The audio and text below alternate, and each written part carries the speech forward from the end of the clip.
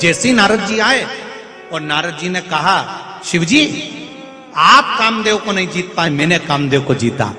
शंकर भगवान ने अपने गले की रुद्राक्ष की माला उतारकर नारद जी को पहना दी।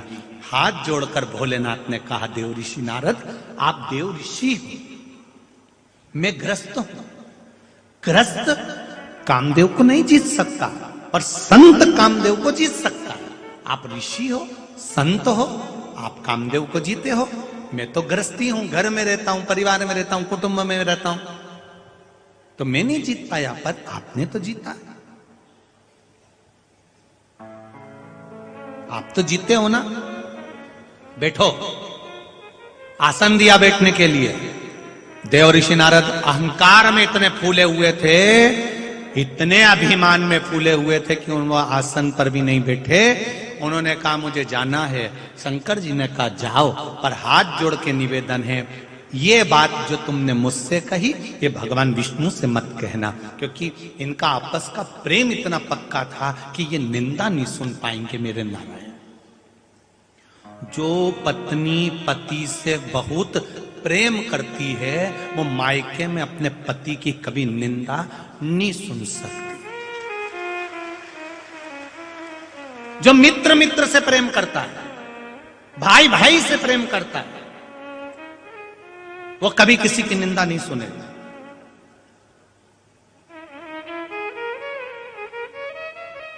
चाहे कोई कितना ही स्लो पाइजन दे, नहीं सुनेगा।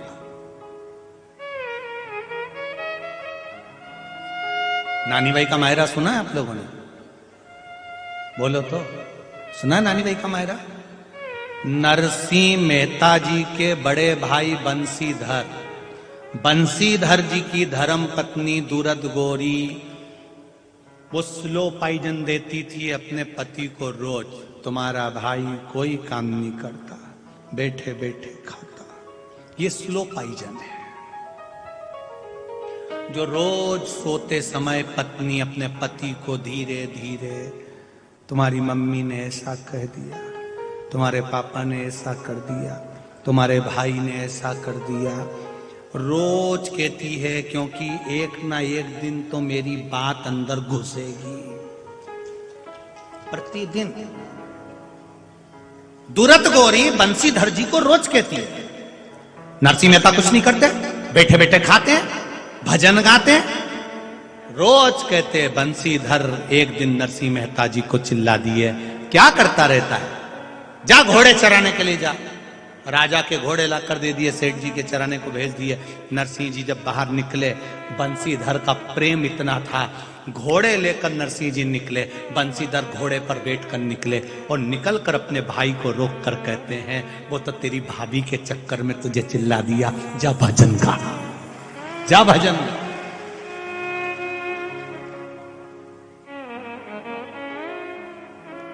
भाभी अपने घर का नल छोड़कर, अपने घर का कुआं छोड़कर, अपने घर की हापसी छोड़कर, हेडपंप छोड़कर अपने घर का, भाभी इतनी चतुर थी, मंदिर पानी भरने गई, अपने घर का कुआं छोड़ गई, अपने घर का हेडपंप हापसी छोड़ गई, नल छोड़ गई, ट्यूबवेल छोड़ गई, मां गई पानी भरने।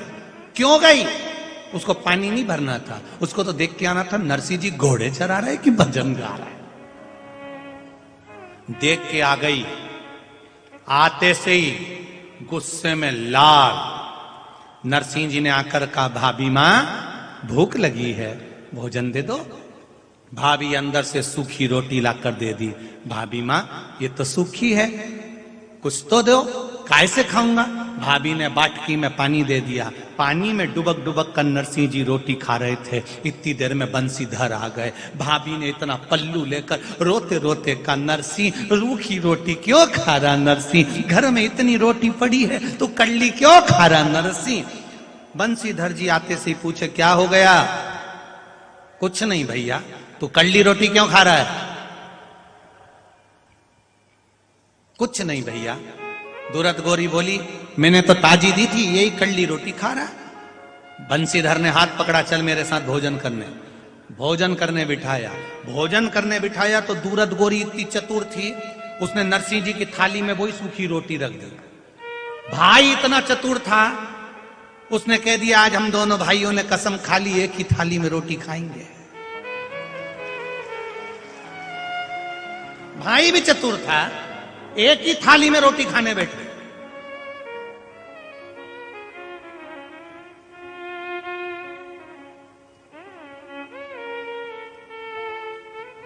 पत्नी इतनी चतुर, पति की थाली में जो रोटी इधर रख रही थी, नरसिंह की थाली में इधर रख रही थी। इधर वाली रोटी में घी 4 चम्मच लगा रही थी, उधर वाली में आधी चम्मच। बंसीधर भी चतुर थे। आज तो भोजन कर लिए, दूसरे दिन थाली को ले गए। जिस खूंटे से गाय को बांधते थे उसी खूंटे में थाली को ठोक दी, बीच में से थाली उचक गई। अब दूसरे दिन भोजन करने बैठे तो इधर जो रोटी आती, बंसीधर जी थाली को फिरकी जैसी घुमा के उधर कर देते, खा लो। ये प्रेम होता है। दिया स्लो पाइजन देने वालों ने दिया, कितई दिया हो, कितई।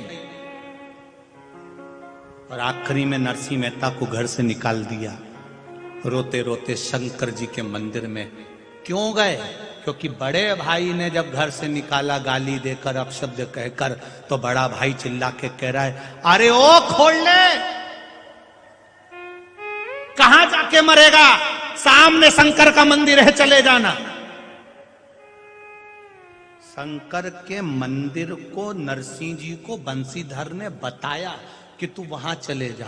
क्यों? क्योंकि बंसीधर जी को मालूम था कि ये कल विवाद करेगी और नरसिंह जी को बाहर निकाल देगी। तो बंसीधर जी ने पहले ही शंकर जी के मंदिर में आटा, चावल, दाल, शक्कर, घी सब भर के रख दिया था। जा खा, पहले ही भर दिया था।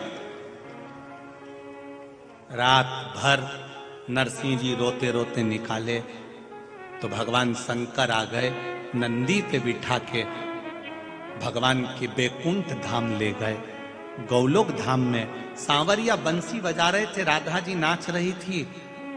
नरसिंह जी से कहा इन्हीं का दर्शन करना था ना? शंकर जी बोले हाँ। नरसिंह जी खड़े थे, बंसी बज रही थी। नाचते नाचते सांवरिया जी का ध्यान नरसिंह जी पर गया। क्यों रे नरसिंह, लोग मरने के बाद बैकुंठ आते हैं, तो जीते जी कैसे आ गया?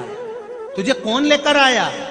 नरसिंह जी बोले जो लाया था वो बाहर खड़ा है, वो अंदर नहीं आया। हाँ। जो सांवरिया सेठ ने शंकर जी को देखा, देखकर हाथ जोड़ लिए, धन्य है प्रभु, धन्य है। गजब गजब। देख, स्लो पाइजन वाले स्लो पाइजन देंगे, चलता है। कहा, आसन दिया भगवान शंकर ने, तुम बोलना मती, भगवान विष्णु को बताना मती, क्योंकि वो मुझसे बहुत प्रेम करते। मुझसे प्रेम करने वाला कभी मेरी निंदा नहीं सुनेगा। शंकर को जल चढ़ाने वाला, एक लोटा पानी चढ़ाने वाला, श्री शिवाय नमस्तुभ्यम का जाप करने वाला, पंचाक्षर मंत्र नमः शिवाय बोलने वाला, षडाक्षर मंत्र ओम नमः शिवाय बोलने वाला, श्री हरि विठ्ठल का नाम लेने वाला कभी शंकर की निंदा नहीं करेगा, क्योंकि विठ्ठल के सिर पर शिवलिंग है, वो कभी निंदा नहीं। जिसने विठ्ठल बोला समझ लो वो शिव की आराधना कर रहा। जिसने शिव बोला समझ लो विठ्ठल की आराधना कर रहा। मस्तक पर शिव है।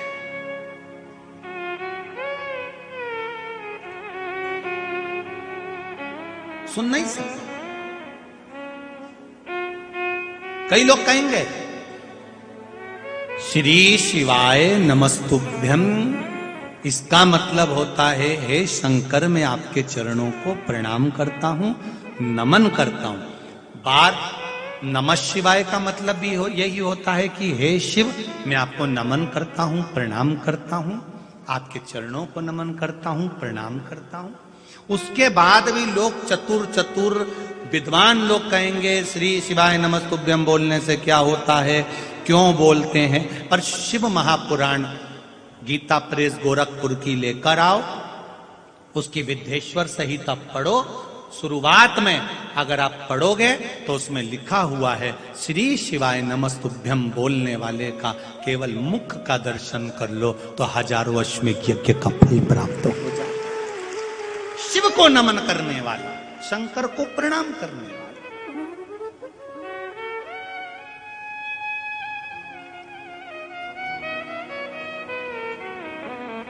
कभी खाली नहीं रह सकते।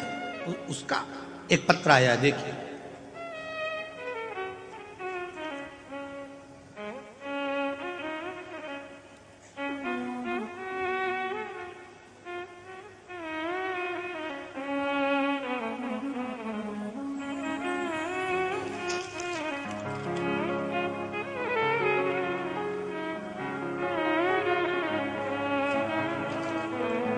मेरा नाम आशा आत्माराम इंगले, मेरा गांव जोड़वाड़ी, तहसील अंबा जोगाई है।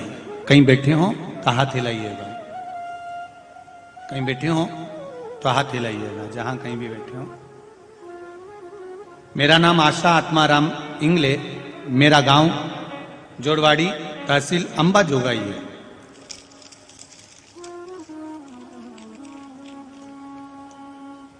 नीचे लाइन लिखी है, ऐसा डमरू बजाया भोलेनाथ ने, सारा कैलाश पर्वत मगन हो गया। गुरुदेव, मेरा पूरा भरोसा भगवान शिव पर है। परली की अभिषेक शिव महापुराण की कथा परली बैजनाथ में सोमानी जी ने जो कराई उसमें श्रवण करा। मैं क्या बताऊं गुरुदेव, मैं बाबा से रोज विनती करती, मेरे पति की किडनी खराब हो गई थी, तबीयत ज्यादा खराब हो गई, किडनी ने काम करना बंद कर दिया, एक किडनी पूरी तरह से डैमेज हो गई। डॉक्टरों ने कहा इनकी किडनी बदलना पड़ेगी या फिर डायलिसिस आदि का क्रम चालू हो जाएगा। मैं घबरा गई। परली बैजनाथ की कथा में आपने औषधि के बारे में बताया, शंकर जी पे चढ़ी हुई बेलपत्र के बारे में। मैं शिव जी पे चढ़ा हुआ जल थोड़ा सा लेकर आती, इनको देना चालू करा, बेलपत्री खिलाना चालू करी। दूसरी बार मैं फिर हॉस्पिटल गई अपने पति की जांच कराने के लिए। बाबा का चमत्कार तो देखिए गुरुदेव, किडनी ने काम करना प्रारंभ कर दिया। मैं बाबा को यहां प्रणाम करने आई हूं। यह शिव तत्व है, ये शंकर है, ये औघड़ी। एक पत्र और है, देखिए, इंगले संगीता कालिदास, जोड़वाड़ी, अंबा जोगाई, जिला बीड़। गुरुदेव, मैंने यहीं पर आकर पत्र लिखा है, मैं घर से पत्र लिखकर नहीं लाई थी।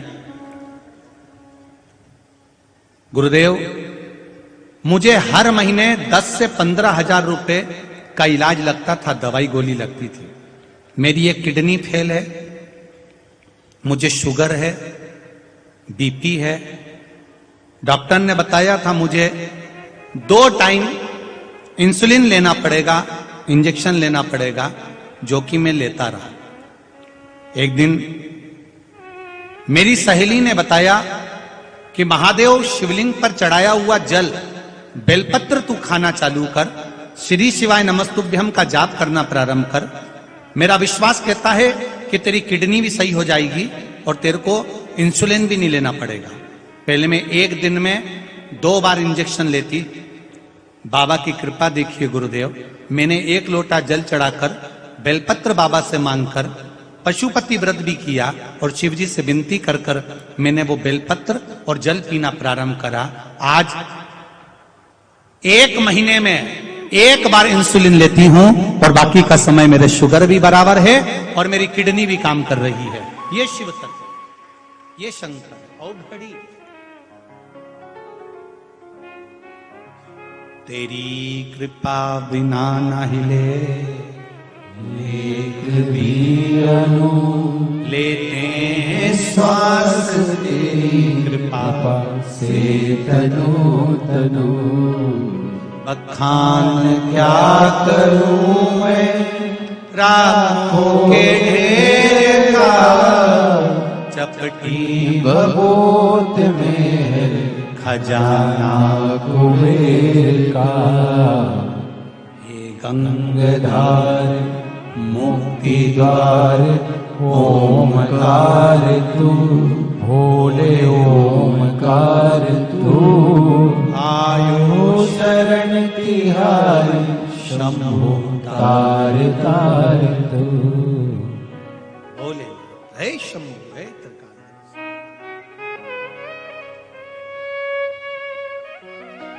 विश्वास जागृत हुआ। जो भगवान से प्रेम करता है, शिव से प्रेम करता है, वो शंकर की कभी निंदा नहीं सुनता, ना करेगा ना सुनेगा।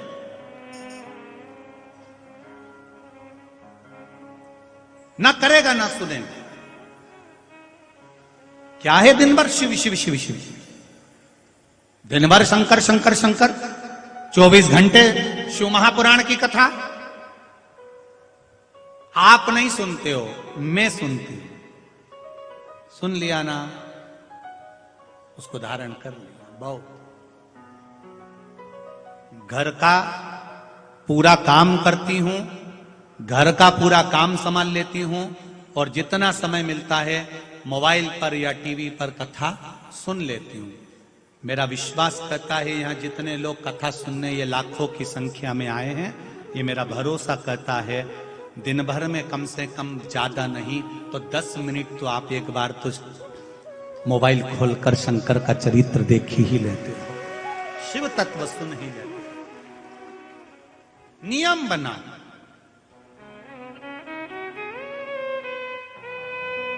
बनाओ नियम कि मुझे शिव महापुराण की कथा सुनना है। भले मैं 5 मिनट सुनूंगी, ज्यादा नहीं, 10 मिनट सुनूंगी, पर सुनूंगी। मैं निकाल लूंगी पुरानी कथा, सुन लूंगी। 10 मिनट मेरे मन को मैं महादेव से जोड़ूंगी।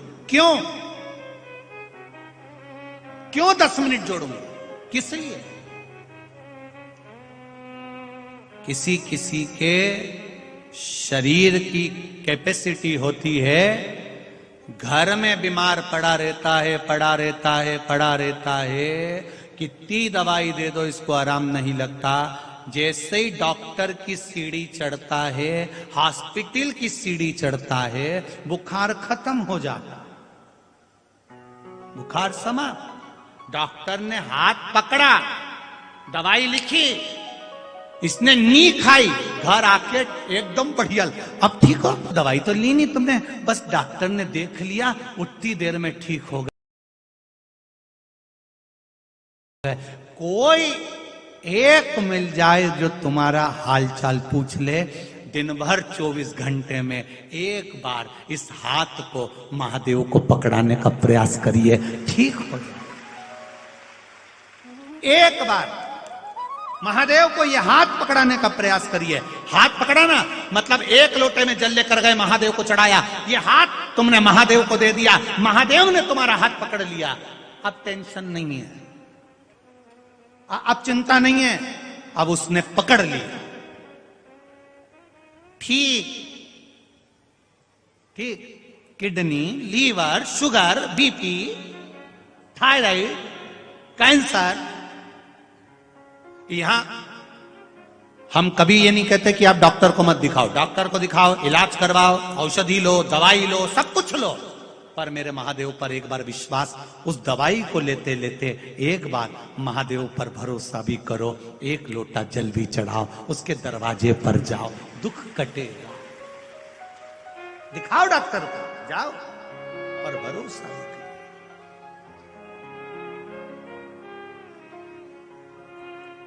तेरे दरबार की बाबा निराली शान देखी है, तेरे दरबार की बाबा निराली शान देखी है। तुझे देते नहीं देखा, पर झोली भरी देखी है। कब आता है, कब देता है? जिसको 20 साल तक औलाद नहीं हुई उसकी भी गोदी दी है, जिसको 10 साल संतान नहीं हुई उसको भी दी है, जिसको 5 साल नहीं हुई उसकी भी झोली भरी है, जिसको किडनी लीवर तक खराब हो गया उसको भी चला रहा है। वो आता है, कब आता है, कब देता है? केवल शिव पुराण सुनते हैं और वो तुम्हारे अंदर आकर बैठ जाता है औषधि के रूप में और कर जाता है। शिव है। अकाल मृत्यु वो मरे जो काम करे चंडाल का, काल उसका क्या बिगाड़े जो भक्त हो महाकाल। शिव का उपासक, हारता नहीं। महाराज शिव कथा कर नारद जी के गले में रुद्राक्ष की माला दी, नारद जी ने फेंक दी, बाहर निकलते से ही फेंक दी। रुद्राक्ष की माला नारद जी ने धारण नहीं करी। कई लोग कहते हैं हम तुलसी की माला पहनते हैं तो क्या रुद्राक्ष नहीं पहन सकते? कौन ने मना करा कि तुलसी की माला के साथ रुद्राक्ष नहीं पहना जाता?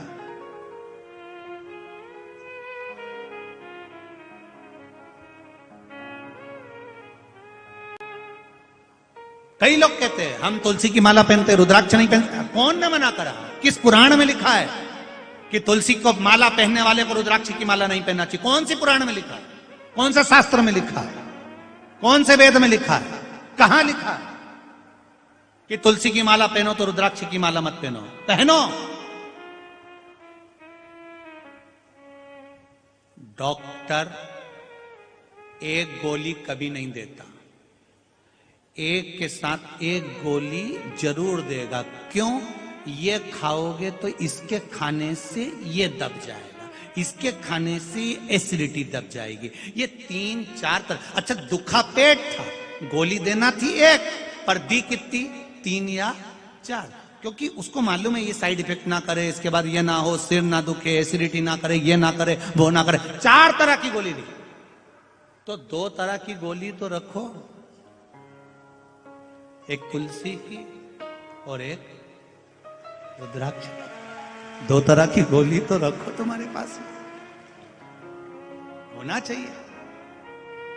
अंत समय प्रभु आता है, अब लोगों को आता? जरा बोलो जरा, अंत समय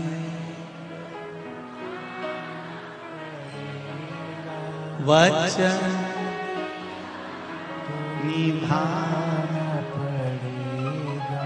आए ना आए प्रभु कुटुंब कभी, अंत समय प्रभु वचन दिया तो अंत समय में आना है। जो वादा किया है, वचन दिया है, गीता में जो तुमने कहा कोई नहीं आएगा तब मैं आऊंगा, मां के स्तनों में दूध मैंने दिया है, अग्नि भी कोई नहीं देगा तो आग भी मैं लगाऊंगा। सिद्ध कर दिया कोरोना महामारी में भगवान कृष्ण ने अपने वचन को।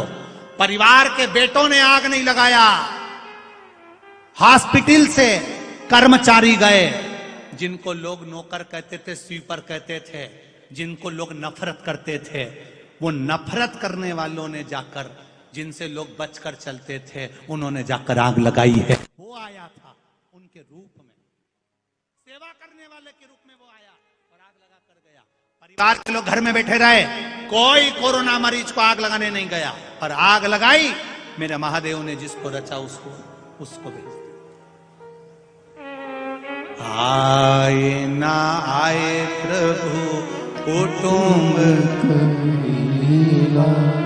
अंत समय प्रभु वचन दिया तो आया। मेरा उघड़दानी, मेरा त्रिकालदर्शी देवर्षि नारद बाहर निकलते से रुद्राक्ष की माला को फेंक दी है। नंदी ने उठा ली, नंदी उठाए माला को धारण करे। नंदी पहनकर जब अंदर गए तो महादेव ने पूछ लिया ये माला तेरे को किसने दे दी? नंदी ने कहा रोड पर पड़ी थी, जमीन पे पड़ी थी, मैंने उठा ली। भगवान शिव ने सोचा मैंने तो ये नारद जी को दी थी। विनाश काले विपरीत बुद्धि, विनाश काले विपरीत बुद्धि। अपने नगर में, अपने शहर में, अपने शहर के पास में अगर कोई धर्म का कार्य हो रहा हो तो वहां जाकर थोड़ा सहयोग करो, हाथ आगे बढ़ाकर काम करो। अच्छे काम में हाथ आगे बढ़ाओ, पांव मत अड़ाओ। पांव अड़ाओगे तो तुम्हारी जिंदगी भी अड़ी। रामचरितमानस में तो तुलसी बाबा ने शंकर भगवान को विश्वास कहा।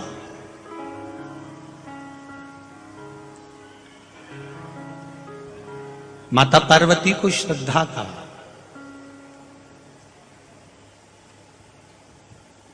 ये विश्वास और श्रद्धा, ये दोनों जब बढ़ती चली जाती है तो संसार का व्यक्ति फिर भटकना छोड़ देता है, फिर भगवान की शरण में जाकर बैठ जाता है।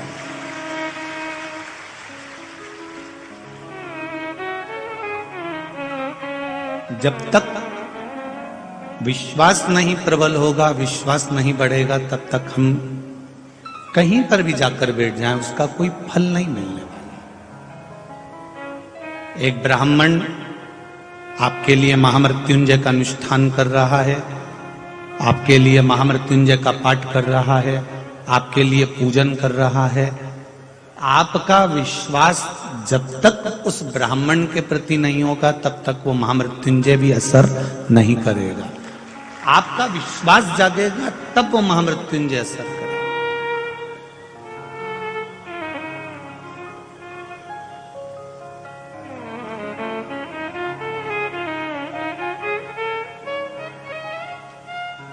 हम विश्वास को करते हैं, ऐसा नहीं कि नहीं करते, थोड़ा थोड़ा थोड़ा सब लोग विश्वास करते हैं, पर विश्वास फिर धीरे धीरे धीरे धीरे समाप्त करते चले जाते हैं।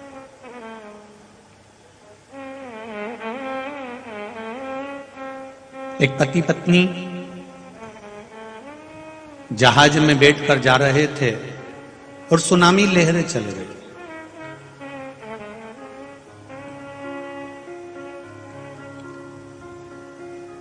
जब सुनामी लहरें चली,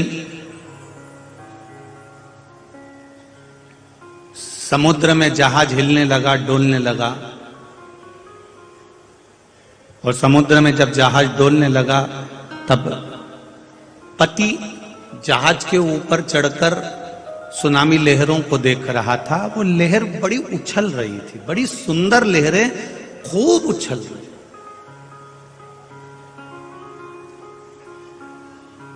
पति लहरों का आनंद ले रहा है, पति उन सुनामी लहरों का आनंद ले रहा है, समुद्र के जल का आनंद ले रहा है।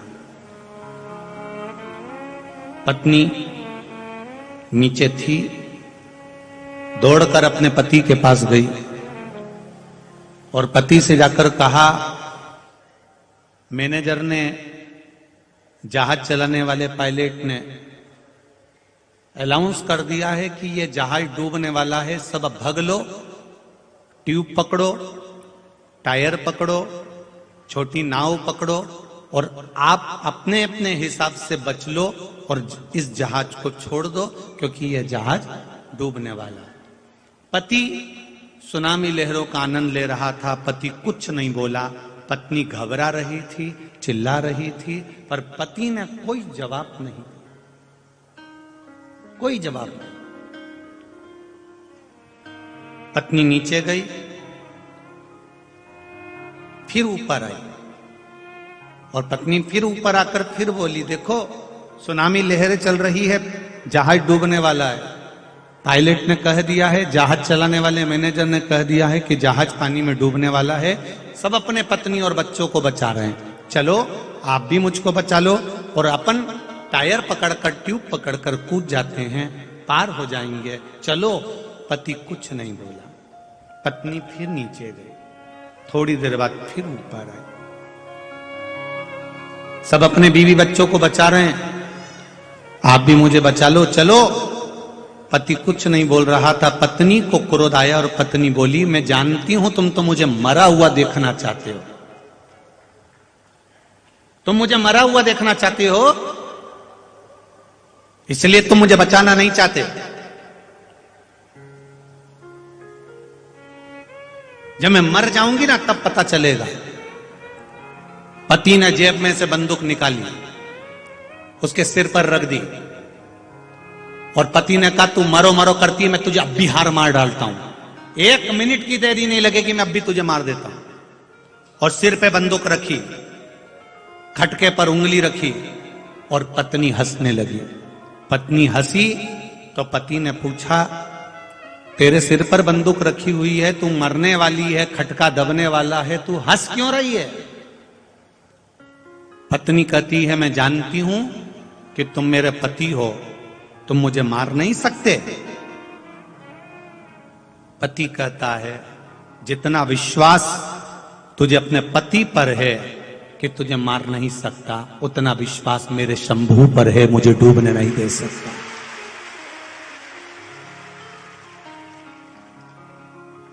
पत्नी जितना विश्वास अपने पति पर करती है, मां जितना विश्वास अपने बेटे पर करती है, बेटा जितना विश्वास अपने माता पिता पर करता है, भाई भाई पर जितना विश्वास करता है, उससे भी लाख गुना ज्यादा विश्वास हमें परमात्मा पर चाहिए।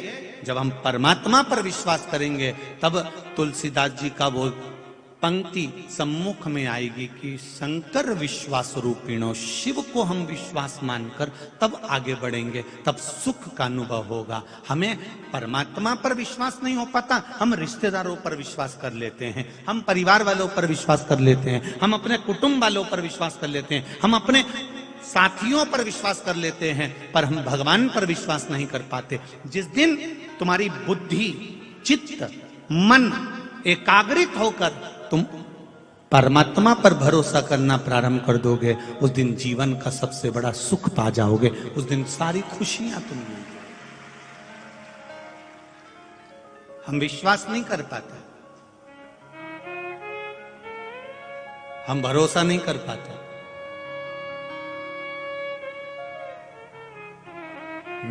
मैंने तेरे ही भरोसे ओ बाबा, तेरे ही भरोसे हवा बिच उड़ती जागे, बाबा डोर है तो शरीरा में कटी जावागी, भोले मैं तेरी पतंग, शंभू मैं तेरी पतंग, हवा बिच उड़ती जावागी, बाबा डोर है तो शरीरा में कटी जावागी। हमारा विश्वास हम पक्का कर,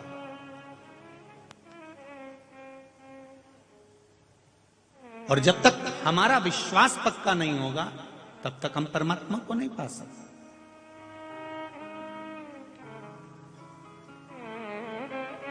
हम गुरु जी के पास जा रहे हैं, प्रणाम कर रहे हैं, नमन कर रहे हैं, उनके चरणों में बैठ रहे हैं, हम विद्याध्ययन कर रहे हैं, सब कुछ कर रहे हैं, पर गुरु के प्रति तुम्हारा विश्वास दृढ़ हो पाया क्या? यदि गुरु के चरणारविंद के प्रति अगर तुम्हारा विश्वास दृढ़ हो गया, परमात्मा के प्रति तुम्हारा विश्वास दृढ़ हो गया, मेरे भोलेनाथ जी के प्रति तुम्हारा विश्वास दृढ़ हो गया, मां चंद्रभागा के प्रति, विठल पांडुरंगा के प्रति, हरि विठल के प्रति, स्वामी समर्थ के प्रति तुम्हारा विश्वास जब दृढ़ हो गया, तो फिर तुम्हें कोई साधे चाहे ना साधे, तुम्हारा गुरु खुद आकर तुम्हें साध लेगा, तो फिर तुम्हें घबराने की जरूरत नहीं पड़ेगी।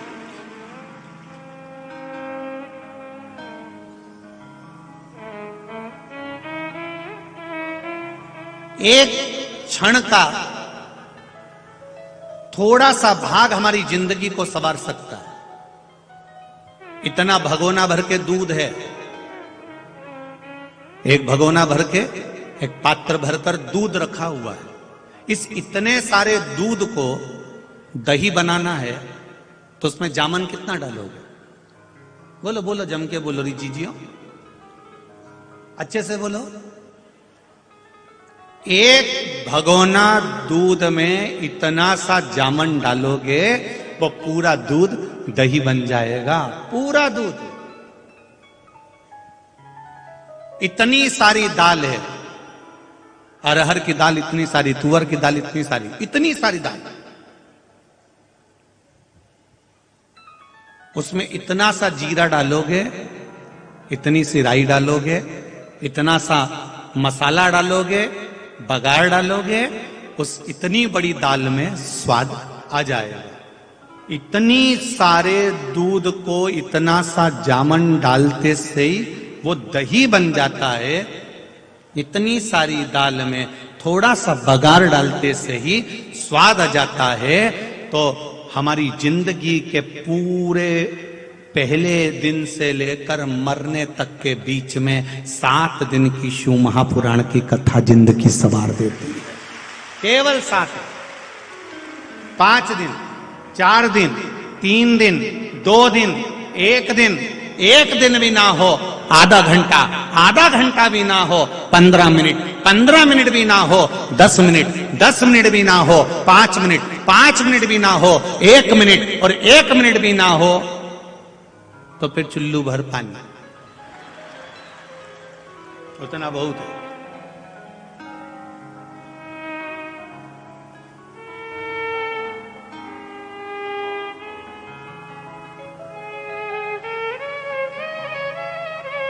घर जाकर अपने पति से, अपने परिवार वालों से, अपने रिश्तेदारों को एक फोन लगाकर अवश्य कहना चाहिए कि हमारे परभणी में कथा चल रही है, 5 दिन की कथा है। आज बाबा की कृपा से 4था दिन हो रहा है। कल कथा सुबह 9 बजे से 12 बजे तक होगी। और ये मौका मत छोड़ना, अगर ये मौका छूट गया तो फिर समझ लो कि ट्रेन छूट गई। ये जिंदगी का सफर है। आज तो कथा यही 4 बजे से 7 बजे तक चल रही है। कल कथा सुबह 9 बजे से 12 बजे तक होगी, पर टीवी पर वही 4 बजे से 7 बजे तक आई, जिससे आप प्रदोष काल की कथा पूरी प्रदोष काल में सुन लो।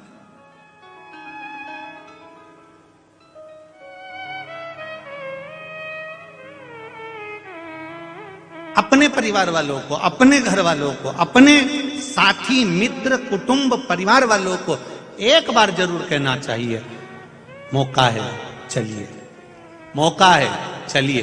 वो कहेगा दुकान से फुर्सत नहीं है, कोई बात नहीं, जिंदगी पड़ी है कमाने के लिए, कौन सा छाती पर बांध कर ले जाएंगे, सब यहीं तो छोड़ जाएंगे। चलो, दुकान पर बैठकर जो कमाया वो परिवार के लिए, पत्नी के लिए और बच्चों के लिए कमाया।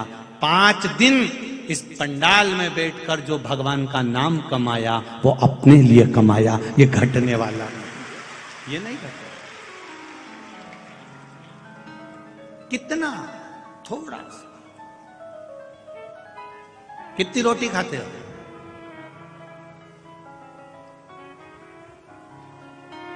तुम भी सोची होगी महाराज कौन कौन से प्रश्न कर लेता है। अब ये कोई पूछने वाली बात है कि कितनी रोटी खाते हो? कितनी भी खाते हो, 250 ग्राम 200 ग्राम से ज्यादा नहीं खाते। 2-3 रोटी खा लोगे, सब्जी खा लोगे, भाजी खा लोगे, मीठा खा लोगे। अभी संक्रांति चल रही है तो तिल्ली का लड्डू खा लोगे, ज्यादा होगा तो चक्की मूंगफली का दाना की चटनी, वो जो बहुत ज्यादा ठेस पहुंचा है ठेसा। तो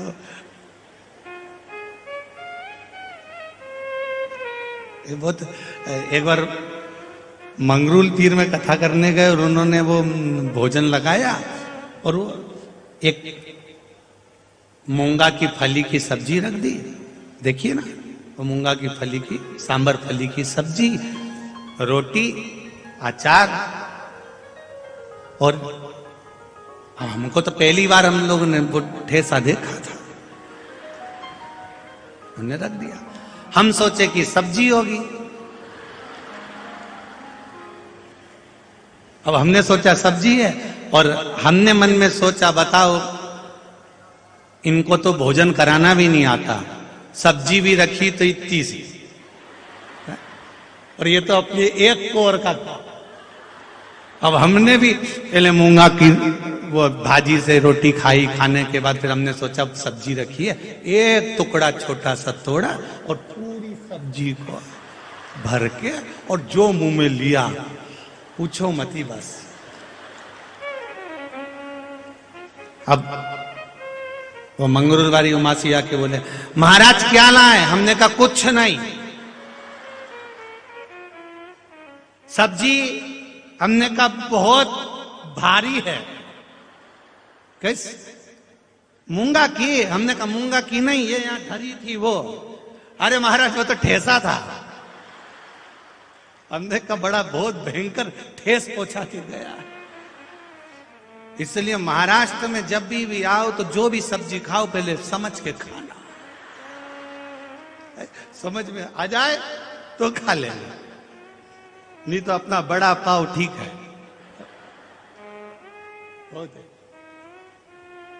महाराज भोजन कितना करते होगे? 200 ग्राम, 250 ग्राम, 300 ग्राम, इससे ज्यादा तो कोई भोजन नहीं करता। 200 ग्राम से ज्यादा कोई व्यक्ति भोजन ग्रहण नहीं करता। 200 ग्राम, 250 ग्राम, 300 ग्राम भोजन करा। 200 ग्राम भोजन करने पर शरीर में 20 से 25 बूंद खून बनता है। कितना खून बना? केवल 20 से 25 बूंद खून बना। बाकी का जो भोजन तुमने करा था वो तो भ्रष्टा में निकल गया, गंदगी में निकल गया।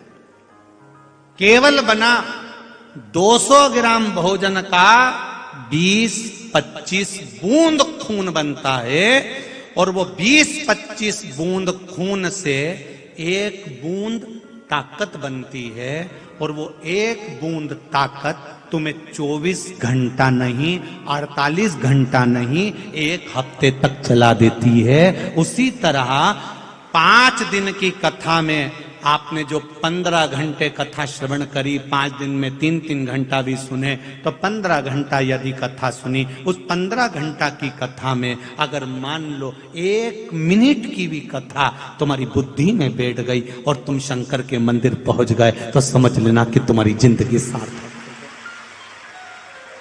सवर गई जिंदगी, सार्थक हो गई तुम्हारी जिंदगी, सार्थक हो गया तुम्हारा जीवन। 1 मिनट की भी कथा आपकी जिंदगी में अगर पहुंच गई तो जीवन सार्थक हो जाता।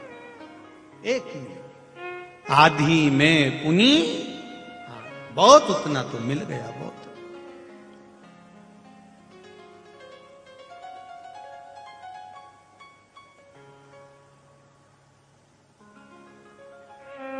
अब कितना देर दे रहे हो भगवान को? भगवान कभी ये नहीं कहता कि तुम मेरे पास में 24 घंटे बैठे रहो।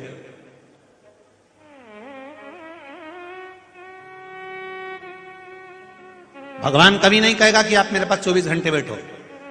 भगवान कभी नहीं कहेगा कि तुम मेरे पास माला पकड़ के बैठे रहे। भगवान कभी नहीं कहेगा कि तू चंद्रभागा नदी के घाट पर जाकर बैठ जा, गोदावरी के घाट पर तट पर जाकर बैठ जा, गंगा के तट पर बैठ जा, कि यमुना के तट पर बैठ जा, कि सरयू के तट पर बैठ जा। भगवान कभी नहीं कहता कि तुम परिवार छोड़ दो। भगवान कभी नहीं कहता कि तुम घर छोड़ दो। भगवान कभी नहीं कहता कि तुम अपना कुटुंब, अपनी पत्नी, अपने बच्चे छोड़ दो। भगवान कभी नहीं कहता कि तुम अपना परिवार छोड़ दो। भगवान कहता है परिवार मत छोड़ो, घर मत छोड़ो, अपना कुटुंब मत छोड़ो।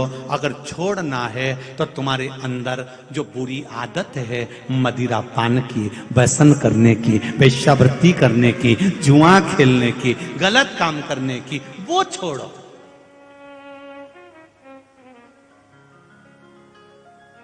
एक बेटा अपनी मां से झगड़ा करता है और मां से झगड़ा कर कर कहता है मैं घर छोड़ दूंगा। मां रोती है, मां की आंख में आंसू आता है कि मेरा बेटा कह रहा है घर छोड़ दूंगा। वो बेटे को सोचना चाहिए जो बार बार कह रहा है कि मैं घर छोड़ दूंगा, घर छोड़ दूंगा, घर छोड़ दूंगा। शिव महापुराण की कथा कहती है घर मत छोड़, अपने माता पिता को मत छोड़। अगर छोड़ना है तो तू जो गलत संगत कर रहा है, व्यसन कर रहा है, मदिरा का पान कर रहा है, मांसाहार कर रहा है, व्यसन में डूबा हुआ है, वो छोड़। वो नहीं छोड़ रहा है, घर छोड़ने को तैयार हो गया, परिवार छोड़ने को तैयार हो गया, पर व्यसन नहीं छोड़ रहा।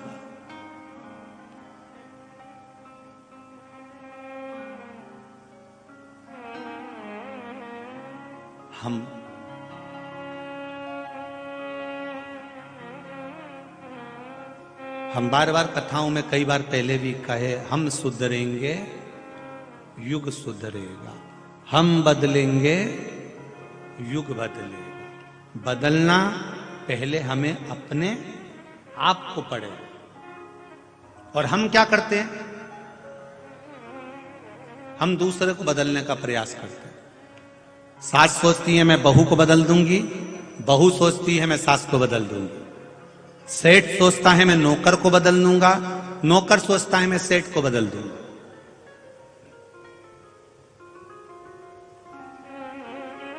गुरु सोचता है मैं शिष्य को बदल दूंगा और शिष्य सोचता है मैं गुरु को बदल दूंगा।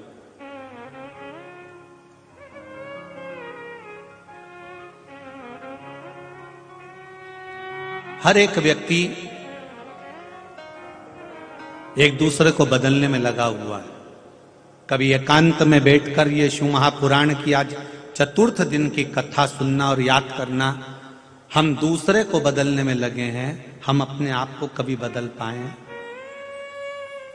हमने कभी अपने आप को बदला है?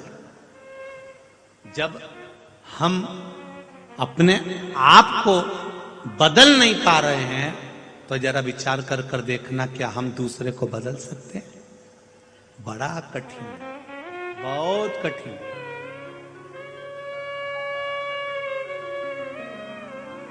हम अपने आप को बदल ही नहीं पा रहे।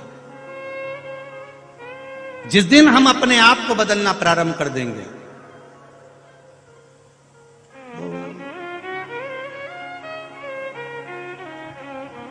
रेडियो देखा है? रेडियो हमारे यहां भी है। और जहां हम सांसद जी के यहां रुके हैं, जिस कमरे में हम रुके हैं, वहां भी रेडियो है। वहां भी कितना बड़ा रेडियो रखा है। किस किस के यहां पर है? हाथ तो उठाओ जरा। है? और नी हो तो देखा तो है? किस किसने देखा है रेडियो? देखा है? बहुत बढ़िया, रखो रखो रखो।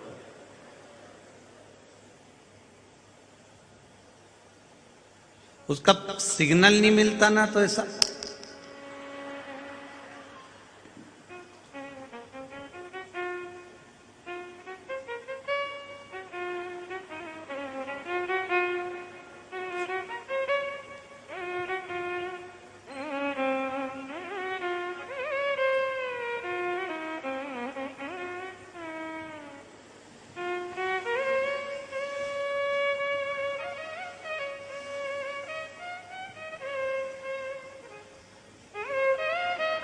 फिर धरते थे। फिर थोड़ी देर बाद वो उसमें से आवाज पे।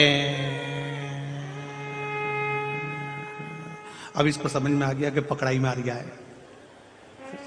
फिर उसकी सुई, उसका चैनल बदल बदल कर देखा, वहां बैठ कर देखा, वहां बैठ कर देखा, खुले में ले गए रेडियो को, बार बार बदल के देख रहे हैं। फिर जाकर विविध भारती उसमें आया। फिर न्यूज चालू हुई, परभणी में कथा चल रही है, सब सुन रहे हैं। विविध भारती आपका स्वागत करती है। और थोड़ी देर बाद फिर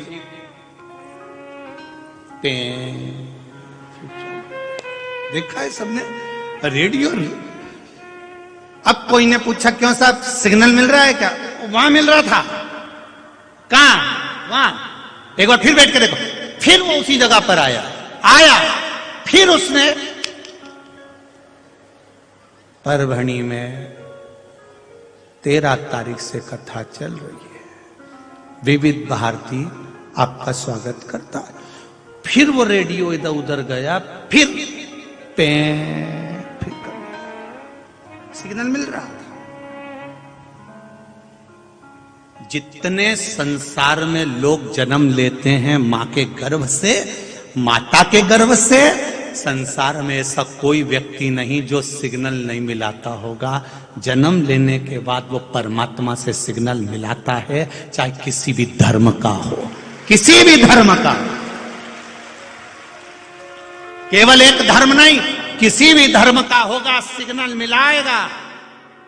कि रेडियो में आवाज आ जाए, पर कोई कोई जगह ऐसी होती है जहां बैठते से ही सिग्नल मिल जाता है। विविध भारती आपका स्वागत करती है। उसी तरह ये शिव महापुराण का पंडाल है, यहां जो आता है उसका सिग्नल मिल जाता है उस परमात्मा, उसका सिग्नल मिल गया। अब कोई ने तुमसे पूछा शिव पुराण में क्यों जा रहे हो? ये लाखों की संख्या में लोग शिव पुराण में क्यों जाते हैं? घर पे कथा आ रही है, टीवी पर कथा आ रही है, आस्था चैनल पर चल रही है, फेसबुक यूट्यूब पर चल रही है, तो लोग ये लाखों की संख्या में कहां ये पंडाल के बाहर के बाहर गेट पर, गेट से बाहर जरा एक दृष्टि अगर आप वो मैं कहूंगा आस्था चैनल वालों से कि वो दिखाएं दौड़ पे कि कहां जाओगे, जरा विचार करो। तो विचार करा जाए कि इतने लोग कथा के पंडाल में क्यों जा रहे हैं। इनको मालूम है रेडियो का सिग्नल तो यही मिलता है और वो प्राप्त हो जाता है, इसलिए वो वहां जाकर बैठ जाता है कि परमात्मा को पाने का तरीका, भगवान को ढूंढने का तरीका, भगवान को पाने का तरीका केवल एक है, और वो शिव महापुराण की कथा। जहां जाकर बैठोगे सिग्नल मिल जाएगा, विश्वास जागृत हो जाएगा। विश्वास जागृत हो गया तो परमात्मा मिल जाएगा। फिर हमें कहीं भटकना नहीं है, फिर हमें ना तो किसी ढोंग में पढ़ना है, ना प्रपंच में पढ़ना है, ना छू मंत्र में जाना है, ना कहीं हमें किसी के पास जाना है, ना बेल की जरूरत पड़ेगी, ना भभूति की जरूरत पड़ेगी, ना तंत्र की जरूरत पड़ेगी, ना मंत्र की जरूरत पड़ेगी। फिर केवल तुम्हारा सिग्नल अगर मिल गया तो जहां बैठोगे वहीं पर बैठे बैठे तुम्हें याद आ जाएगा श्री शिवाय नमस्तुभ्यम, सारी समस्या का हल समझ में आ जाएगा। बोल बम का नारा है और बाबा एक सहारा, बस सिग्नल मिल गया तो फिर सब। और जिसका सिग्नल नहीं मिलता वो बस इसी में लगा रहता है। पे का मतलब है घर में, घर दुकान से आएगा घर पे आएगा किचकिच करेगा, घर से जाएगा दुकान, नौकर पे किचकिच करेगा, सास घर में बैठी तो वो भी किचकिच कर रही, बहू बैठी तो वो भी किचकिच कर रही। इनका सिग्नल नहीं मिला।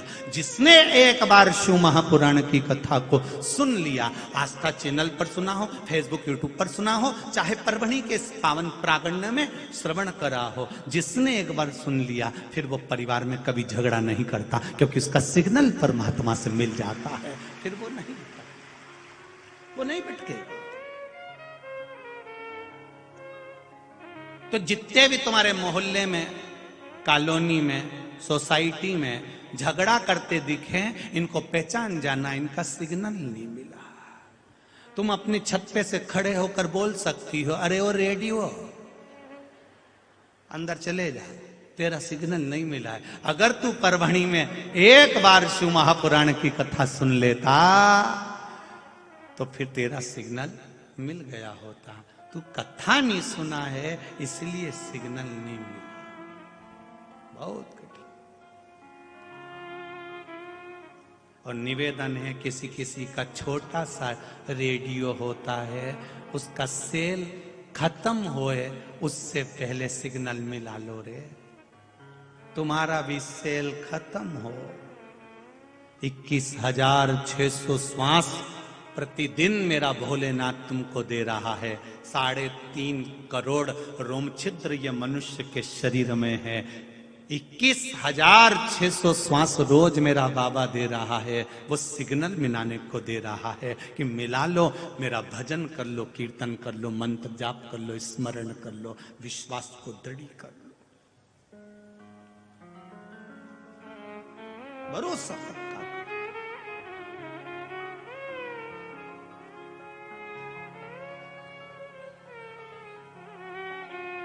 जब विश्वास निश्चित पक्का होगा परमात्मा मिलेगा। एक पत्र आया है, पत्र भी छोटा मोटा नहीं, बहुत बड़ा आया है।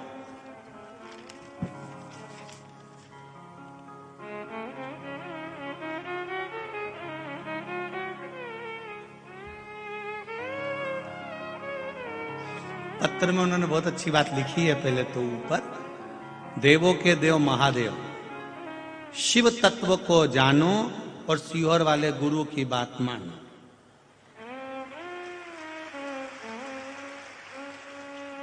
किसने लिखा है इतना जोरदार? ये लिखा नीचे हो, शिव तत्व को जानो, सियोर वाला गुरु की बात मानो। दिखाना रे भाई, हो दिखाना, ये लिखा, शिव तत्व को जानो, सियोर वाला गुरु की बात मानो। अच्छा, बड़ा सारा है, पढ़ने में भी थोड़ा समय लगेगा, हो ठीक है।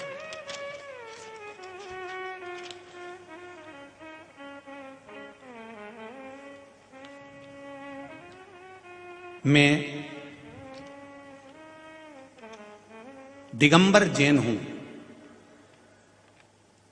जैन समाज से हूं, दिगंबर जैन हूं, पल्ली बैजनाथ क्षेत्र से हूं। कहीं बैठे हो तो हाथ हिलाइएगा, जहां कहीं भी बैठे हो। आप ही हैं? दोनों हाथ हिला दे। वर श्री शिवाय नमस्तुभ्यम। मैं जैन दिगंबर समाज से हूं, पल्ली बैजनाथ क्षेत्र से हूं। प्रशांत वामन राव पालंबे मेरा मोबाइल नंबर ये है। शिव भक्ति का क्या बखान करूं गुरुदेव, मेरे मुंह के अंदर तालू के ऊपर एक गठान हो गई थी।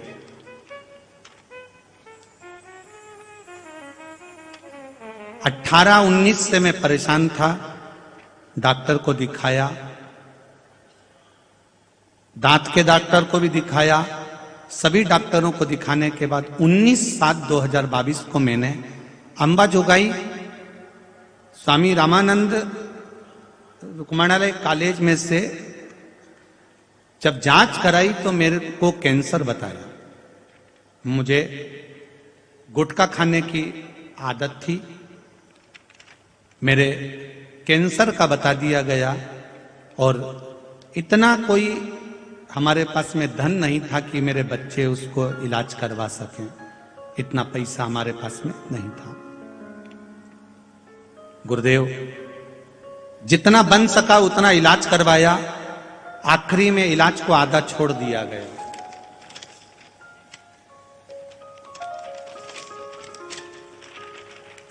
इलाज को आधा छोड़ दिया गुरुदेव। बाद में भगवान शिव की कृपा से ऐसी भगवान शंकर ने कृपा करी, ऐसी करुणा करी, गठान तो निकली पर मुख में तकलीफ बनी ही रही। डॉक्टरों ने फिर घबरा दिया कि कैंसर फैल गया। सब हार गए, दुखी हो गए। तब शिव महिमा का मैं क्या वर्णन करूं। परली बैजनाथ में सोमानी जी ने कथा कराई और मुझे किसी ने कहा कि सियोर वाला महाराज कथा बाजता है, उस पंडाल में बैठकर कथा को श्रवण करो। मैं घर छोड़कर उस पंडाल में जाकर कथा सुनना प्रारंभ करा। आपने 1 लोटा जल का महत्व बताया उस कथा में। शिवजी पे चढ़ाओ, पानी पियो, बेलपत्र मिल जाए उसको खाओ। मैंने वही करना प्रारंभ करा। बाबा की कृपा से बाबा ने ऐसी करुणा कर दी गुरुदेव। मैं तो केवल कथा में लोगों के कहने से आया था, पर मेरे बाबा ने मेरा कैंसर अच्छा कर दिया गुरुदेव। मुझे आराम लगा। मेरा शिव है, मेरा शंभु। बैठिए बाबा। श्री शिवाय नमस्तुभ्यम। ये मेरा शिव है।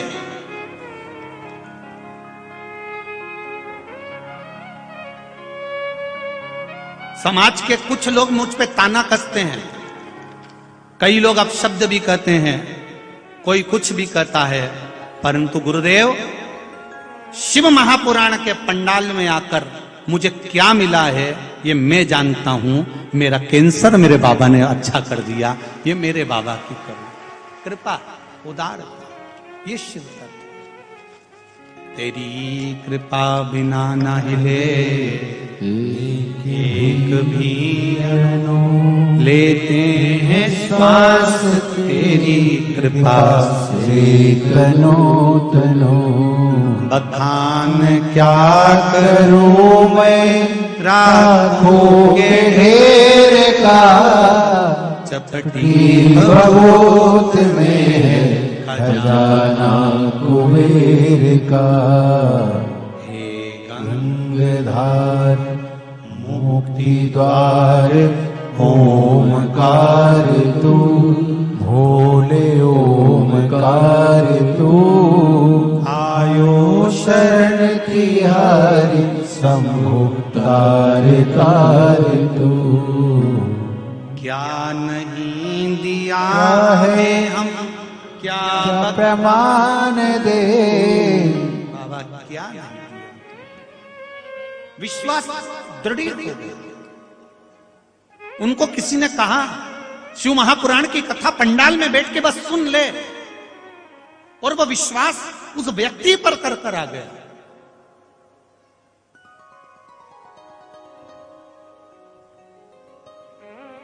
उस व्यक्ति पर विश्वास कर आ गया। उसने कहा है, और उसने कहा है तो मैं जाके सुनूं तो सही, आखिर शिवपुराण में ऐसा है क्या? एक लोटे जल में ऐसी क्या महत्वता है? एक बेलपत्र में क्या महत्वता है? क्या पहले के लोग लोटा भर के जल नहीं चढ़ाते थे? चढ़ाते थे। क्या पहले के लोग बेलपत्री नहीं चढ़ाते थे? चढ़ाते थे। पर आज के लोटा भर के जल चढ़ाने में और पहले के जल चढ़ाने में क्या अंतर है? उसका एक अंतर है, जैसे तुमको मालूम पड़ जाए कि गाजर खाने से आंख की रोशनी बढ़ती है, तो तुम गाजर खाओगे कि नहीं खाओगे? अरे जम के तो बोलो, खाओगे ना। कोई ने तुमको बताया कि वो ये वाला क्रीम लगाने से आंख के नीचे का ये काला काला हट जाए, तो तुम वो क्रीम लगाओगे कि नहीं लगाओगे? एक आध बार तो तुम प्रैक्टिकल करके देखोगे। पहले मालूम नहीं था तुमको, अब तुम्हें ये ज्ञात हो गया कि शंकर भगवान का परिवार। हम पहले गणेश जी को अलग ढूंढने जाते थे, कार्तिकेय को अलग ढूंढने जाते थे, पार्वती जी को अलग ढूंढने जाते थे। अब तुम्हें मालूम पड़ गया कि ये शिवलिंग है, ये पार्वती जी का हस्त कमल है, यहाँ गणेश, यहाँ कार्तिकेय, बीच में सुख सुंदरी है, ऊपर जया विषहरा सामरी भारी दौतली देव विराजमान है। तो तुमने अंदाजा लगा लिया कि शिव का पूरा परिवार है, और शंकर औषधि का एक स्वरूप है। शंकर एक औषधि का स्वरूप है, औषधि का स्वरूप। तुम ये जानो।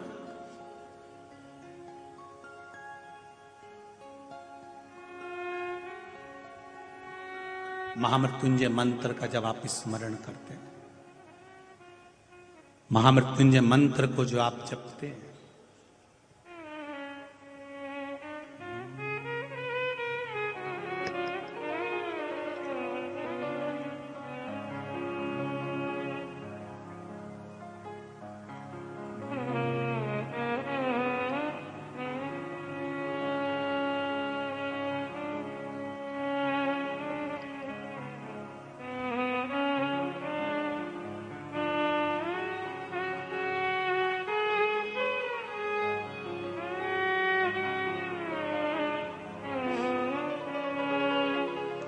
जब महामृत्युंजय मंत्र को गुनगुनाते हो, घट की जिह्वा से स्मरण करते हो, तब तुम्हें कुछ अमृत तत्व की प्राप्ति शिव देता है। अमृत तत्व।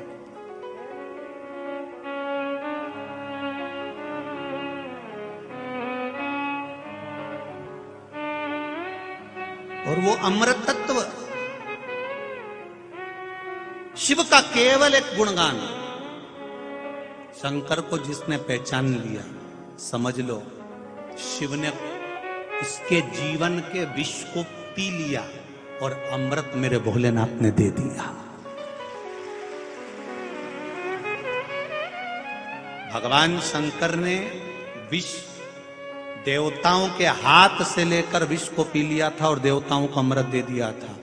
शिव जी ने कहा था चिंता करने की जरूरत नहीं है, मैं विष पी रहा हूं तुम्हारे हिस्से का, तुमसे लेकर मैं विष पी रहा हूं। जो शंकर जी के मंदिर जाता है, शिव जी को प्रणाम करता है, नमन करता है, शिव उसके विष को, उसके ताप को, उसके कष्ट को मेरा भोलेनाथ पी जाता है और अमृत दे देता है। वो मेरा शिव। एक पत्र है, देखिए।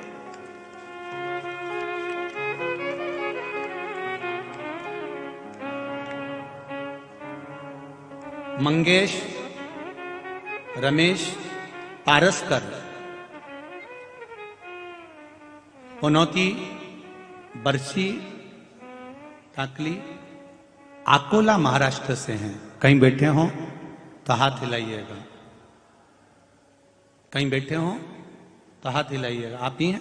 हाँ, दोनों हाथ हिला दो। श्री शिवाय नमस्तुभ्यम, श्री शिवाय नमस्तुभ्यम। एक बार दोनों हाथ वापिस हिलाइए। श्री शिवाय नमस्तुभ्यम। मैं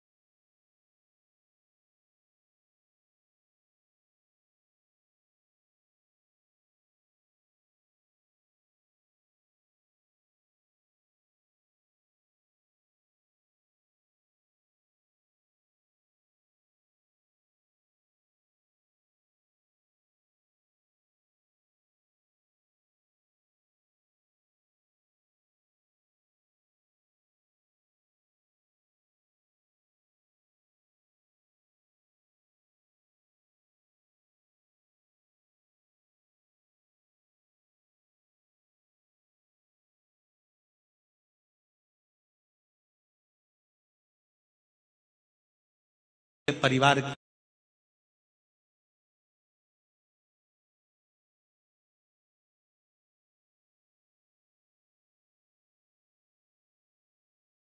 दिन बहुत कम बचे हैं। 8 दिन में कैसे तैयारी करोगे? 8 दिन में तो मेहमान का तैयारी करना, 4 लोग आ जाए घर में तो तैयारी नहीं होती 8 दिन में। शादी की तैयारी लोग 6-6 महीना 2-2 महीना पहले करते हैं। इतनी सी शादी जिसमें 100, 200, 500, 1000 आदमी आएगा, और यहाँ 7-8 लाख भक्त आएंगे। तुम कैसे तैयारी करोगे? उनके बेटे ने फोन लगाया सांसद जी को, 8 दिन की तैयारी कैसे होगी? सांसद जी ने कहा, हमारा परभणी संत की नगरी है, स्वयं संत तैयारी करें, स्वयं संत तैयारी करेंगे। इतने सालों से वारकरी की यात्रा चलती है, पैदल चलते हैं। हम हरि विट्ठल के दरवाजे तक जाते हैं, तो हमारा हरि विट्ठल भी तो परभणी आकर तैयारी करेगा, वो भी तो आएगा। और कथा का नाम भी मिला तो चंद्रभागा शिव महापुराण की कथा मिली। कम से कम ये हमको ज्ञात तो हुआ कि चंद्रभागा माँ कहाँ से प्रकट हुई है, कैसे प्रकट हुई है, उसका प्रागट्य क्या है, उसका तप बल क्या है, उसकी भक्ति क्या है। क्यों वारकरी संप्रदाय के लोग जाकर विट्ठलनाथ का दर्शन करने से पहले चंद्रभागा का स्नान करते हैं और तप ले चंद्रभागा से? क्यों? और ये कथा कल पूरी हो जाएगी। 23 तारीख से 29 तारीख तक गुजरात में प्रारंभ हो जाएगी। जब गुजरात की जो कथा है वो संतों की कथा, जैसे ये संत की भूमि की कथा है, तो वहां श्री राम जी का मंदिर है कंजरी हालोल में, पावागढ़ से 3 किलोमीटर की दूरी पर। वहां संत लोग कथा करा, साधु लोग कथा करा, त्यागी जिन्होंने घर परिवार सब छोड़ दिए, वैराग्य लेकर बैठे।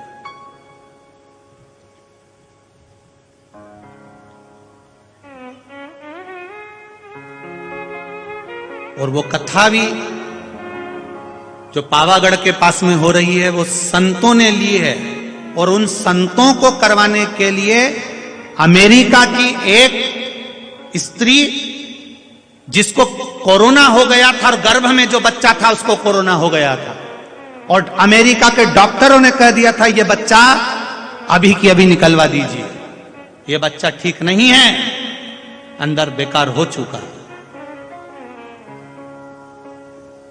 भारत की एक माता, उसके घर के लोगों ने फोन कर कर बोला कि मोबाइल पर अगर कथा आ रही हो टीवी पर तो सुन ले और बच्चे को भी रहने दे, डॉक्टर बोल रहा है बाद में निकलवा देना, एक बार कथा तो सुन।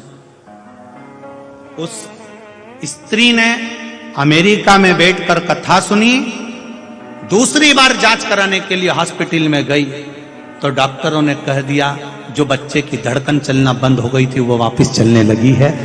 वो नारी, वो स्त्री अमेरिका से खर्चा उठाकर यहां पावागढ़ के पास में कथा कर रही है। कथा के तत्व तो देखिए, कथा का तत्व तो देखिए कि शिवपुराण सहज नहीं है साहब, इसको कराने वाला भी सहज नहीं है और इसको सुनने वाला भी सहज नहीं है। आप जितने लोग कथा सुनने बैठे हो, जितने लोग कथा सुनने के लिए आए हो, यहां से जाने के बाद 3 महीने में आपकी झोली देख लेना कि कितनी भरी मिली है। ये वो देखो, ये उसकी करुणा है, वो स्वयं आता है, क्या करता है वो उसके ऊपर।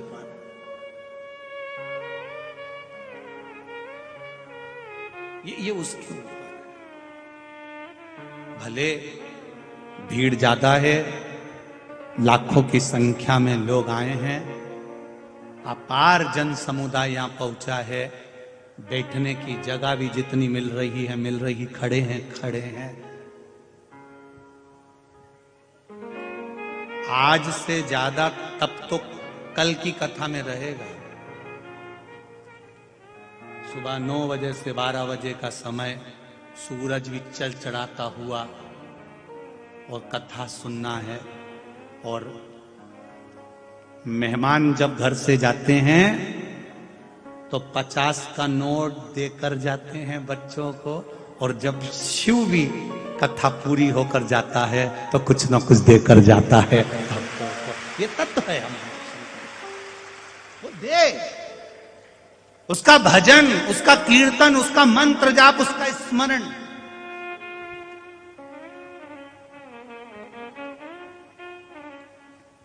सहज नहीं है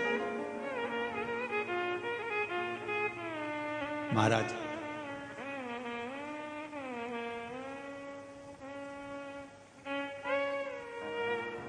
शिव कथा कर एक विश्वास अगर दृढ़ हो गया, भरोसा अगर पक्का हो गया तो भगवान मिल गया।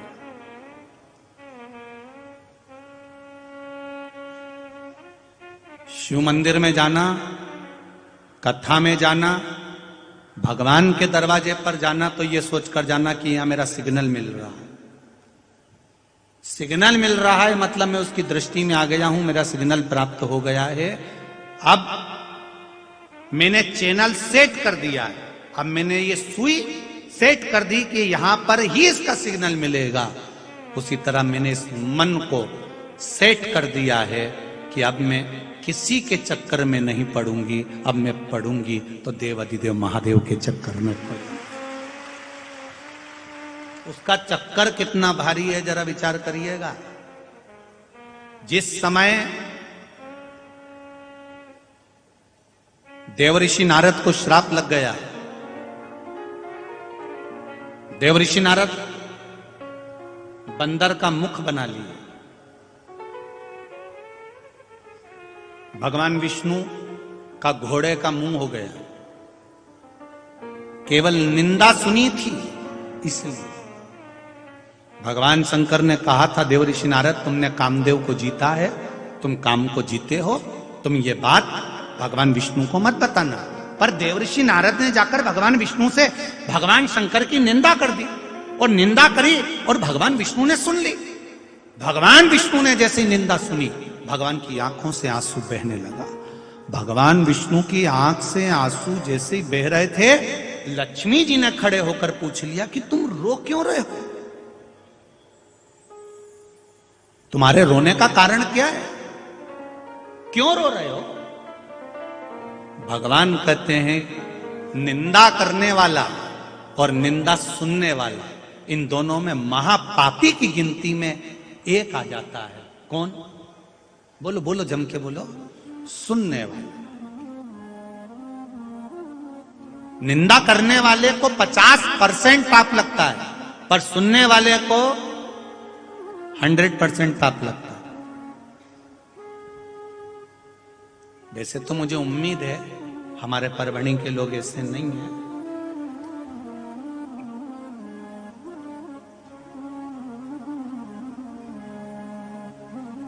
कर देते होंगे पर सुनते नहीं होंगे।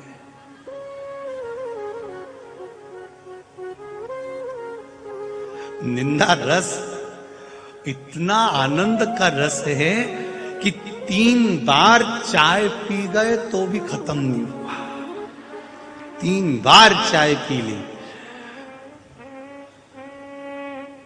वो भैरू सिंह की धर्मपत्नी है ना, कथा में आगे आगे बैठी थी। मैंने 3 बार इशारा करा ऐसे पल्लू लेके,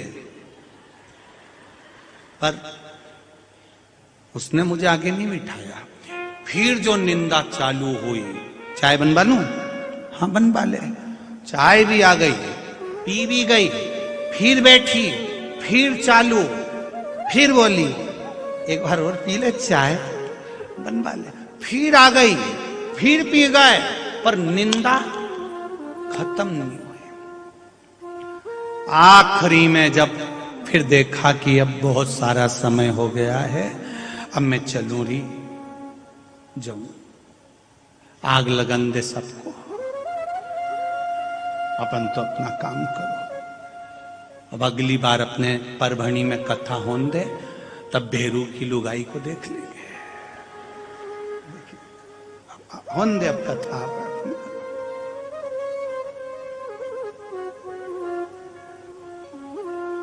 तब देखा जाएगा। अरे भाई, रामचरितमानस कर रही है, शिव महापुराण की कथा कर रही है, स्कंद पुराण कर रही है, विष्णु पुराण कर रही है, गर्ग संहिता कर रही है, पद्म पुराण कर रही है, ब्रह्मवैत्ता पुराण कर रही है, वराह पुराण कर रही है, कुर्म पुराण कर रही है, नारद पुराण कर रही है। कि नारद जी ने भगवान विष्णु को केवल शिव जी की निंदा करी कि जिस कामदेव को भगवान शंकर नहीं जीत पाए, उस कामदेव को मैंने जीता है, इतना कहा था।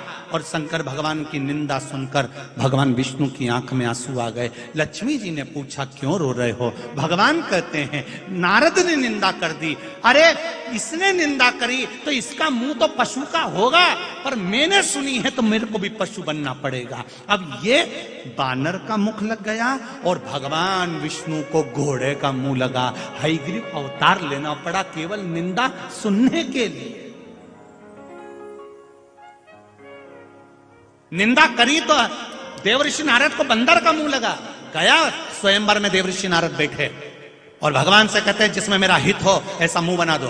बंदर का बना दिया क्योंकि निंदा करी थी। बैठ गए सभा में जाकर, आई नहीं कन्या, वरमाला पिनाई नहीं कन्या ने। क्रोध आ गया।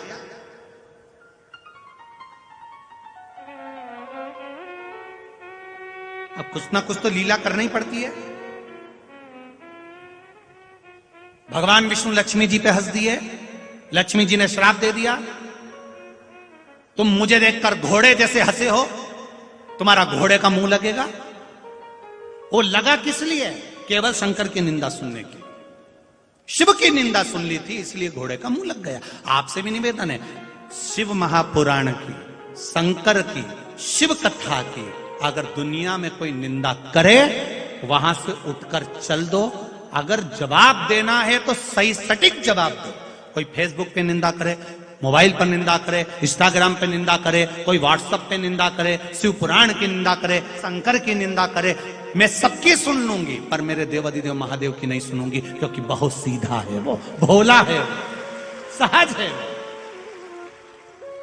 तुम्हारे घर में 4 तरह के लोग रहते हैं। एक बहुत तेज है, एक बहुत चंचल है, एक बात बात में बोलने वाला है, और एक बिल्कुल सरल, सहज, सीधा, भोला है।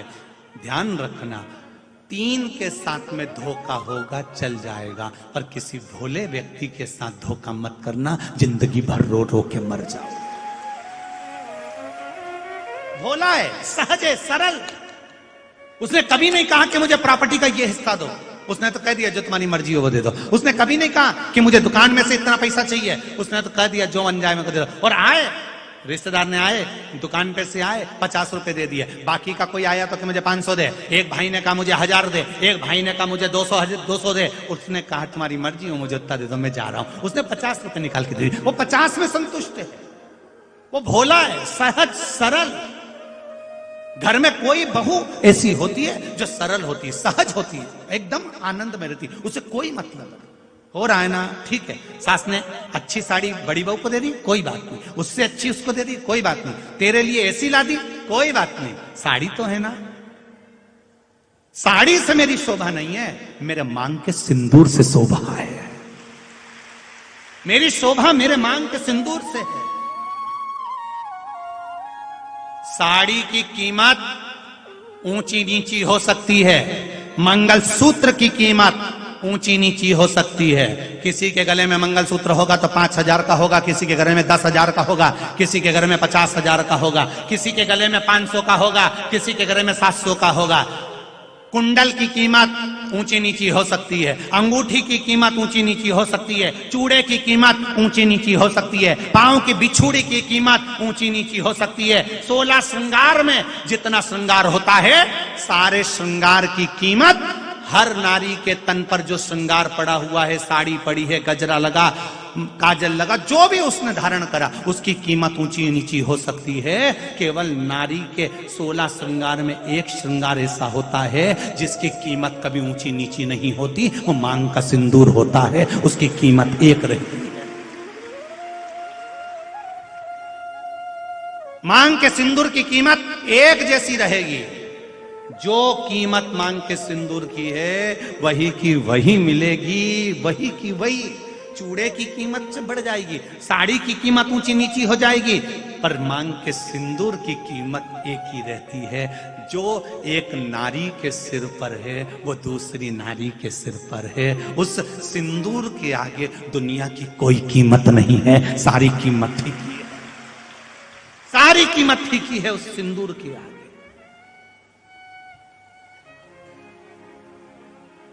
कीमत उसकी है। और दुनिया के लोग झगड़ा करते हैं साड़ी के चक्कर में, उनको एसी दे दी, हमको एसी दे दी। अरे क्या करेंगे? वो सब धरा रे जाना सब।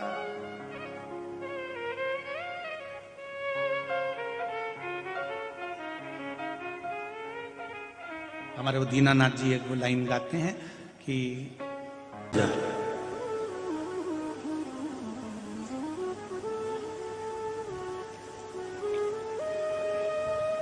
शिव महापुराण एक बात कहती है गलती करो, मना नहीं है, खूब करो। जरा ध्यान देना, गलती करो, खूब करो, पर एक बार जो गलती कर दो उसको दोबारा मत करो। मनुष्य गलती का पुतला है। मानव शरीर, ये जो मिला शरीर है ना, ये गलती का पुतला है। ये कहीं ये मत सोचना कि अपन भगवान बन गए या अपन भगवान हो गए। ना ना ना ना ना, कभी जिंदगी में भगवान बनने का सोचना भी नहीं। सही मनुष्य ही हम बन जाएं, ये बहुत बड़ी बात है।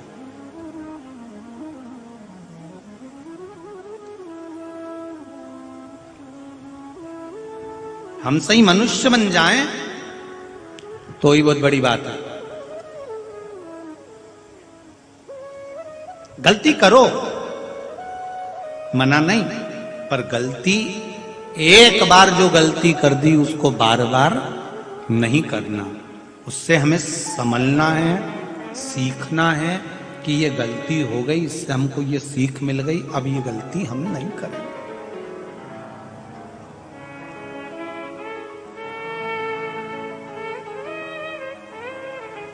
हो गई गलती, अब नहीं कर।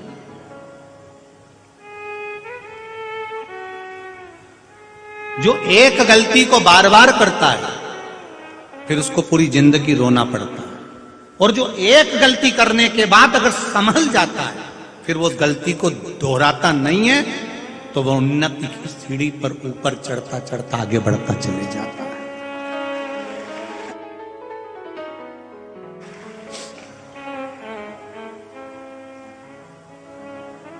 हो गई गलती, हो जाती है। बोल दिया, हो गया, कह दिया, हो गया।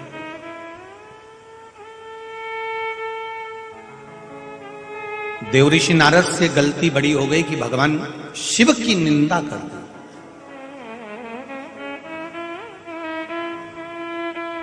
एक तो मेरे भोलेनाथ, जिनका नाम है भोलेनाथ, सहज है, सरल है, सीधे हैं। सारी दुनिया को उन्होंने सोने की लंका दे दी, सोने का नगर दे दिया, बैकुंठ दे दिया, इंद्र को सिंहासन दे दिया, चोर को कुबेर बना दिया, सब कुछ दे दिया। जिन्होंने पूरी सत्ता दुनिया के लोगों को दे दी, पर सब कुछ देने के बाद स्वयं वीराने में रहता है, स्वयं कैलाश पर, स्वयं शमशान में रहता है, अलमस्त होकर रहता है, उसे कोई चिंता।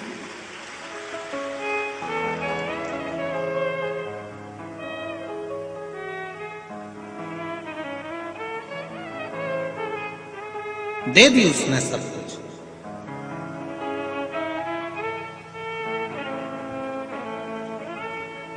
शिव पुराण कह रही है, भगवान शंकर की कथा कर रही है, शिव तत्व कह रही है। देवऋषि नारद की आंख में आंसू आ गए। भगवान विष्णु से पूछा कि अब मेरा उद्धार कैसे होगा। जितने लोगों ने चंद्रभागा नदी का दर्शन किया है, अब ये नारद जी का चरित्र सुनना कि नारद जी पूछ रहे हैं कि मैं किस नदी के तट पर जाऊं, किस पवित्र नदी के तट पर पहुंच जाऊं। देवऋषि नारद कह रहे हैं जिससे मेरे जन्म मरण का चक्कर छूट जाए और मेरा अहंकार समाप्त हो जाए और मैं निंदा करना छोड़ दूं, अपशब्द कहना छोड़ दूं, मेरी चित्त वृत्ति भटकना बंद हो जाए और मेरा शिव जी के चरणों में चित्त लग जाए। मैं कौन सी नदी के पास में जाऊं, किस घाट पर, किस तट पर जाऊं, किस तट पर जाकर मैं आराधना करूं।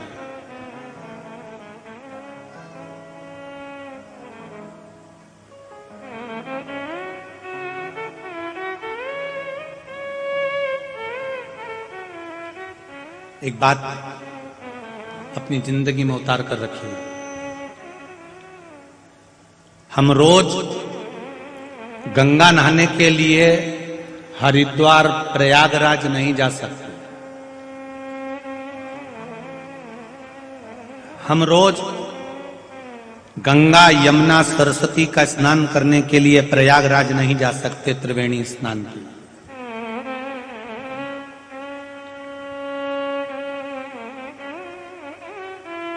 हम रोज मंदाकिनी का स्नान भी नहीं कर सकते और कावेरी का स्नान और गोदावरी का स्नान भी नहीं कर सकते।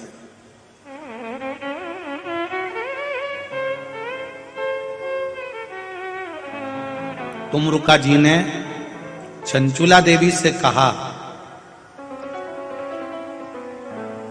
वो कौन सा स्थान है जहां पर संपूर्ण विश्व की पवित्र नदियां एक साथ विराजमान होती है, 33 कोटि देवी देवता एक साथ विराजमान होते हैं।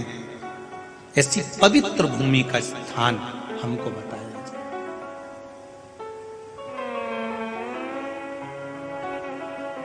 पवित्र भूमि।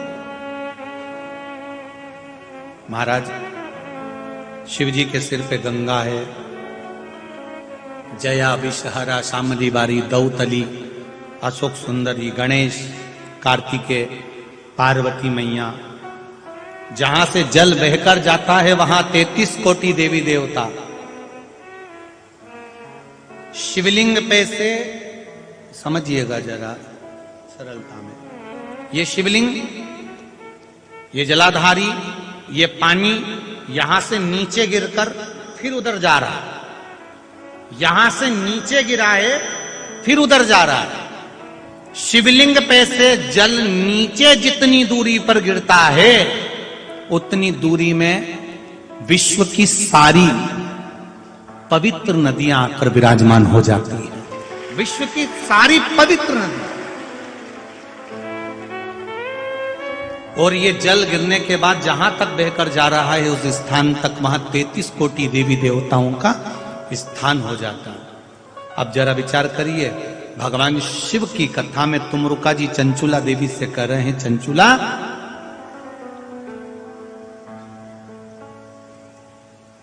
जो एक बार भी देवाधिदेव महादेव के शिवालय में, यहां मंदिर नहीं कहा, मंदिर और शिवालय में अंतर है। मंदिर का मतलब होता है जहां पर भगवान एक जगह पर स्थिर होकर बैठ जाते हैं।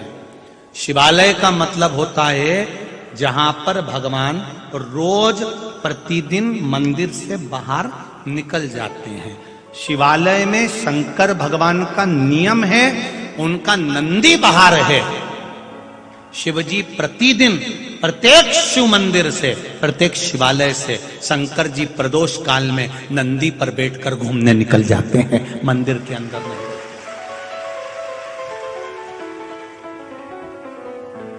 किसी ने कहा, गुरुजी जब कानपुर की कथा थी तो वो कथा का समय क्या था? हमने कहा दोपहर में 1 बजे से 4 बजे था। तो ये कथा आपने फिर 4 बजे से 7 बजे तक क्यों रख ली? क्या चैनल पर बुकिंग नहीं की?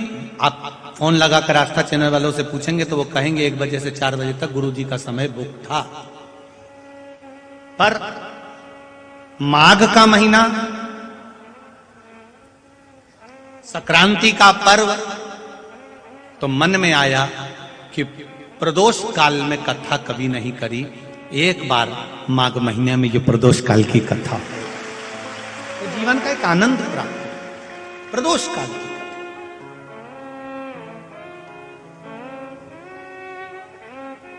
उसका कारण क्या है? प्रदोष काल में मेरा देवाधिदेव महादेव भ्रमण पर निकलते हैं। मेरे शिव पार्वती के साथ में नंदी पर बैठकर भ्रमण पर निकलते हैं। हमने पहले भी आपको कथा में कहा, तुमने देखा होगा परभणी के आसपास कहीं कहीं पर बिल्कुल गोल जगह रहती है, एकदम क्लीन साफ, चूने से वहां पर एच लिखा होता है। क्या लिखा होता है? एच मतलब हेलीपैड है, मतलब यहां क्या उतरेगा? जम के बोलो जरा, हेलीकॉप्टर उतरेगा, वहां एच बना हुआ। अंग्रेजी का एक शब्द बना हुआ, एच मतलब हेलीपैड है। हेलीकॉप्टर वाले को दिख जाता है इतना बड़ा एच बना है, मतलब हेलीकॉप्टर यहीं उतारना। तो प्रदोष काल में कथा इसलिए करी, जब महादेव भ्रमण के लिए निकले तो उनको भी ये शिव महापुराण का पंडाल दिख जाए और वो भी यहां उतर जाए। ये हेलीपैड शिव जी का, मेरे महादेव के उतरने का है।